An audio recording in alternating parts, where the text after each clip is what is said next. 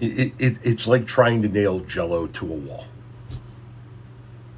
Getting through to these people is like trying to nail Jello to a wall. It's next to impossible.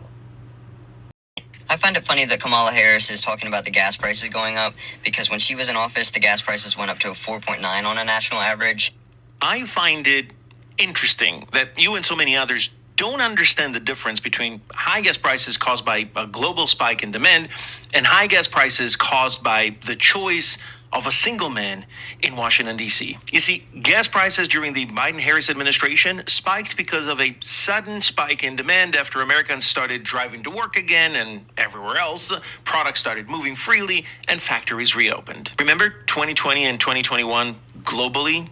Does that remind you of anything? Because that's what happened. But gas prices under the current Trump administration spiked because the president of the United States was dumb enough to be the only president to listen to Netanyahu tell him that Iran was weeks away from nuclear striking capabilities, a line he's used on U.S. presidents for the past 30 years. That, my friend, that today is what's causing the world to be on the brink of running out of fuel.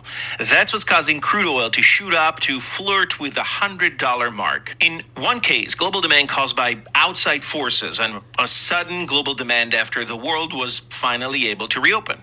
In the other, lack of supply caused by a senile old man who imposed on the American people and the world a war we didn't need and didn't want, and a war that was avoided by Clinton, Bush Jr., Obama, and Biden. You find it funny that Kamala Harris is talking about high gas prices.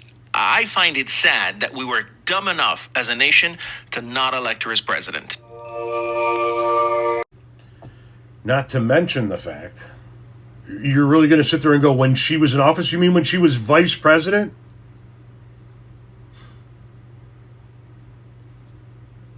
Oh my God. Yeah, they don't understand the difference between supply and demand and a choking off of said supply. They don't grasp the concept.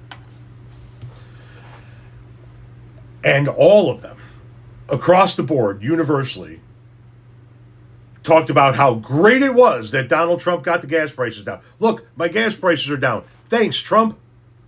Right? Now that it has shot back up, and I mean shot back up, that video is actually out of date with its numbers as of the time I'm using it, and it wasn't that long ago. Now that the gas prices have shot back up, it's, well, but Biden. But your guy had it under control. Right?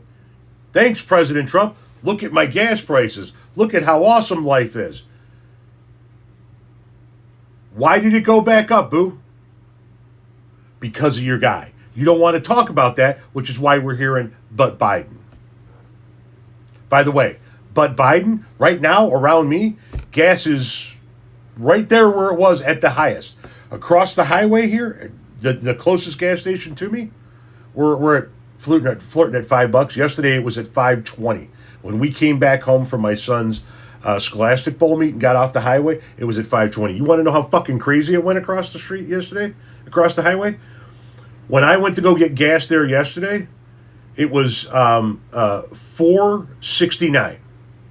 That was in the afternoon.